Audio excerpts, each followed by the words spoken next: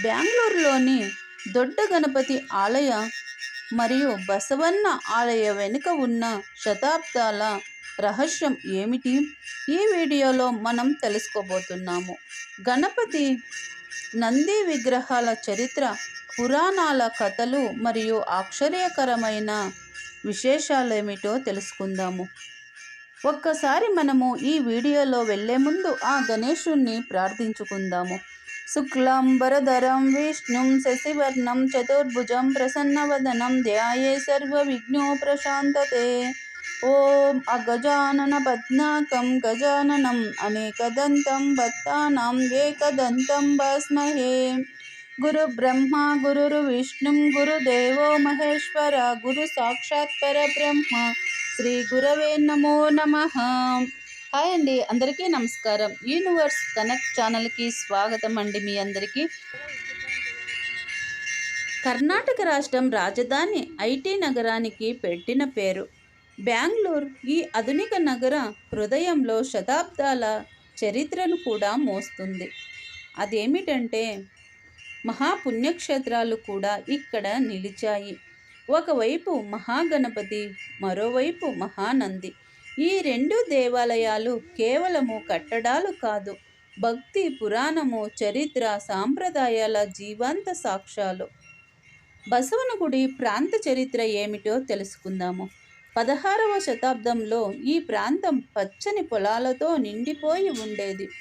విజయనగర సామ్రాజ్య ప్రభావం ఇక్కడ బలంగా ఉండేది. కెంపైగౌడ వంశం బెంగళూరు అభివృద్ధికి పునాది వేసింది.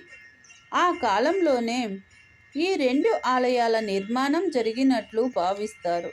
బసవనగుడి అనే పేరు కూడా బసవ అంటే నంది నుంచే వచ్చిందని విశ్వాసం. బసవన్న పురాణం ఏమిటంటే, పురాణం ప్రకారము ఈ ప్రాంతంలో రైతులు పంటలు పండించేవారు. కానీ ఒక భారీ ఎద్దు వచ్చి పంటలను నాశనం చేసేదట. రైతులు దేవుడిని ప్రార్థించారు.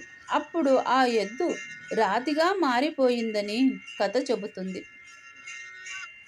ఆ రాతి రూపమే ఈ రోజు మనం చూస్తున్న మహానంది. ఈ విగ్రహము, ఆ విగ్రహము సుమారు 15 అడుగుల ఎత్తు, 20 అడుగుల వెడల్పు ఒకే రాతి రూపంగా మనకు కనిపిస్తాయి. ప్రతి సంవత్సరము కడలేకాయి పరశ ఉత్సవము ఈ సంఘటన జ్ఞాపకార్థం జరుపుకుంటారు.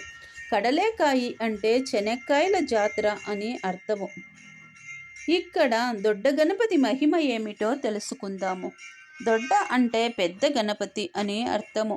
బసవన్న ఆలయం పక్కనే మరో మహాక్షేత్రం దొడ్డ గణపతి. దొడ్డ అంటే పెద్ద.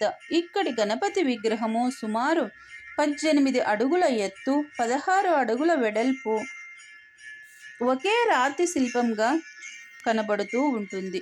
ఈ విగ్రహము శాంత స్వరూపము, విశాలమైన కన్నులు, పెద్ద పొట్ట.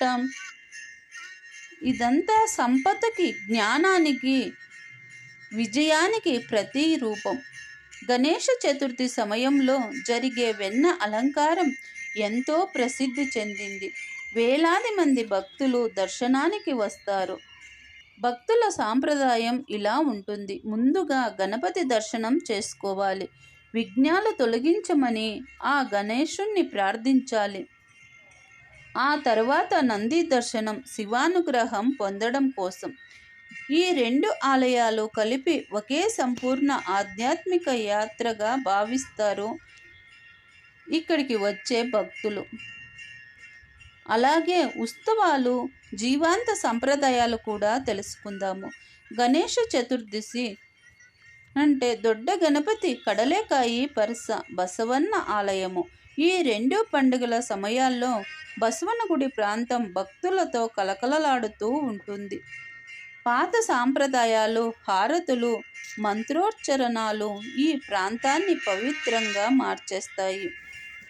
ఆధునిక బెంగళూరు ఎంత వేగంగా ఎదిగినా ఈ రెండు ఆలయాలు శతాబ్దాలుగా భక్తి శ్రద్ధలతో జ్యోతిగా వెలుస్తున్నాయి. దొడ్డ గణపతి ఆశీర్వాదము, బసవన్న కృప ఈ రెండు కలిపే సంపూర్ణ శుభం. బెంగళూరు వెళ్ళిన ప్రతి ఒక్కరూ తప్పక దర్శించాల్సిన జంట క్షేత్రాలలో ఈ దొడ్డ గణపతి టెంపుల్ ఒకటి. ఈ వీడియో నచ్చితే లైక్ చేయండి, షేర్ చేయండి, అలాగే సబ్స్క్రైబ్ చేసుకుంటారని ఆశిస్తున్నాను.